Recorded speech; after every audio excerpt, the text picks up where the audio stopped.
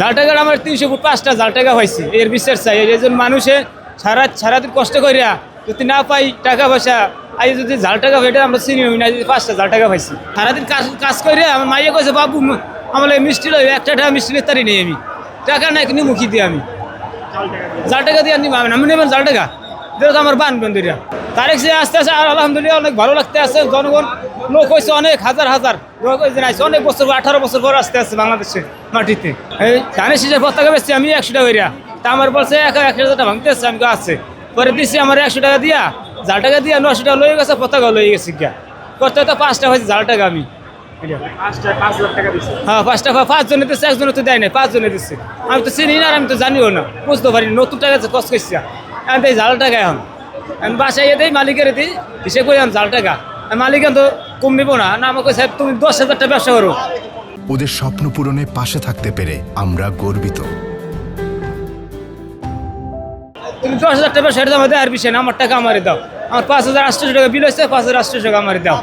এই পরিস্থিতি কি করবি? আমি জায়গা জাল টাকা দেন, আমাকে তেমন মনে করেন বেচা কিনে করা উচিত না। জায়গা জাল টাকা পাই আমরা যা লাভ করুন দিয়ে দেওয়া মালিকের, সারাদিন খাড়ি সারাদিন পরিশ্রম করে তোমাকে লাভ হয় না। কি করতাম? এর আমি বিচার করতে চাই, ধরা বললে করে সুস্থ বিচার করতে চাই। এটি মনে করেন ওকে জামিন নাই, ওকে ধরে ডাইরেক্ট মারা দরকার, ফাঁসি দিয়া। জায়গা জায়গায় কাজ না করে ওরা। হ্যাঁ বিএনপির কথা নিয়ে তো জাল টাকা পাইছি। আর মালিক তো আছে বিএনপি, আর কই বেচছো, আর কি মাল বেচছো? হ্যাঁ আমাকে নেতা তো কয় না জাল টাকা লও নর, তো এটা ব্যবসা। অনেক কষ্ট, অনেক খারাপ লাগছে।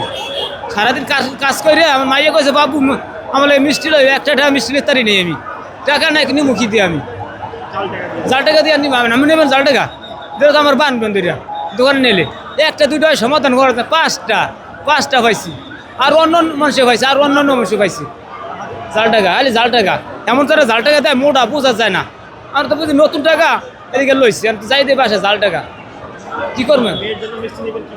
নিমু করতে বেচা কিনা করতে না, নিমু কেউ কালকে মাল বেছে হকারের মালিকের দিয়ে দিচ্ছি টাকা সব, মালিকে তো কম নেয় না। হয়তো যা না তুমি 20,000 টাকা ব্যবসা করো, আমার তো দেবা না, তুমি আমার মাল নিচ্ছ, আমার টাকা দেবা। এই পরিস্থিতি, এই এলে পরিস্থিতি এটা কেন আমি কেমন তার বুঝবেন? নিশ্চয় নয়, ওটা হলে ধান্দা, এটা ধরো ধান্দা করো। আর এরকম করে তো 10খানা লইলে 1,000 টাকা ধান্দা হয়ে যাবে। আর হলে ধান্দাও আছে এটি, এটা তো শয়তান, এটা হিরুসি গান ছুটির মতো চলা। কি সুন্দর পোশাক কিনতে আমার মতন, তারপরে এই কাজ করে ওরা। এটা বাটপাট এটি টাকা সাফাই করে ওরা, আর এই কাম করে ওরা। বুঝছেন? এই পরিস্থিতি দেশে এইভাবে করে তো মাল বেচন যাইবো না, আমি তো চিনি না, হই না ঢুকাই দিয়ে দেয়।